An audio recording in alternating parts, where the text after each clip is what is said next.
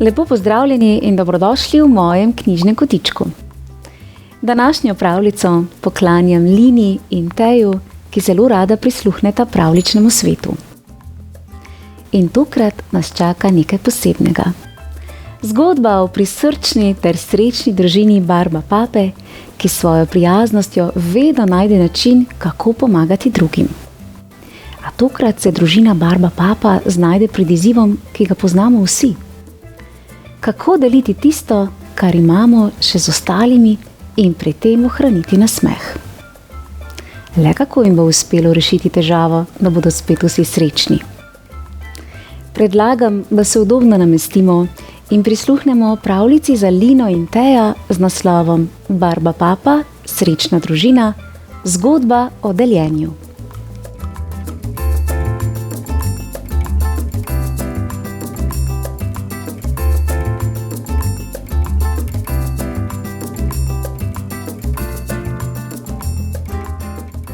Presenečenje.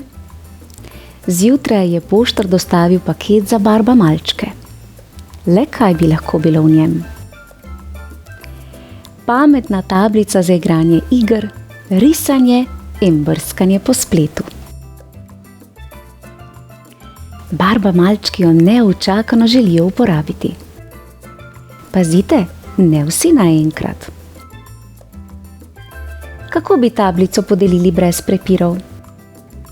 Barba mama postavi pravila. Pol ure na dan, eden za drugim.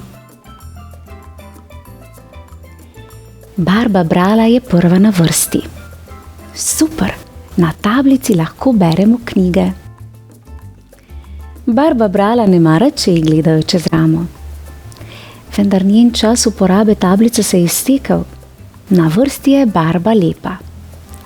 Zmagala je na srečelovu.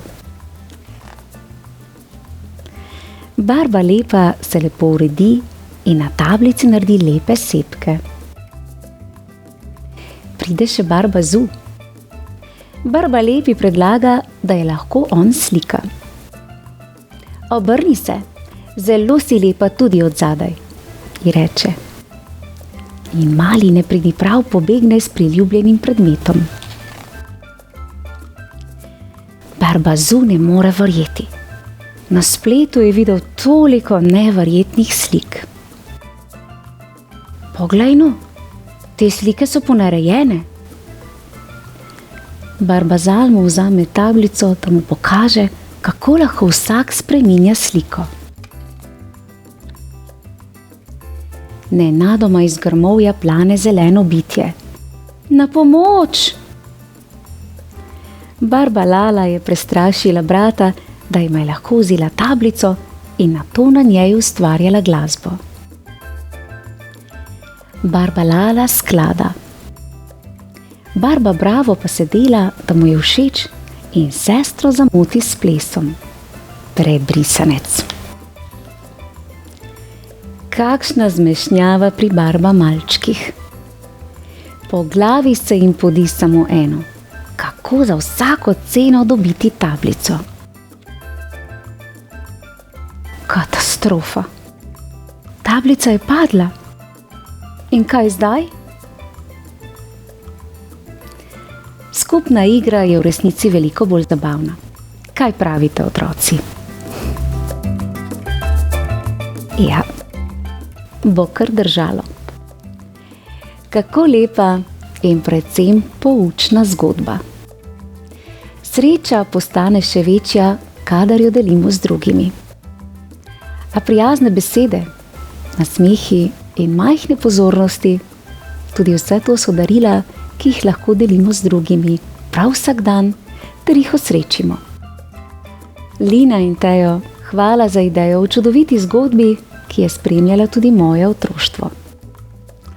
Naj vaju zgodba o deljenju slavne družine Barba Pape spomni, da ima vsako srce dovolj prostora za prijaznost, pomoč in toplino.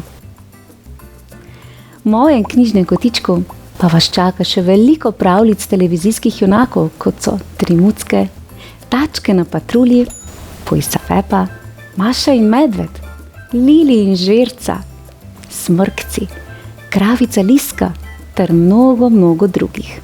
Prijazno vabljeni k poslušanju. Pravličen pozdravček Lini in Teju, ter pa seveda vsem poslušalcem pravljic v mojem knjižnem kotičku, družbi čudovite družine Barba Papa. Čau, čau! Bravo! Odlično ste rešili.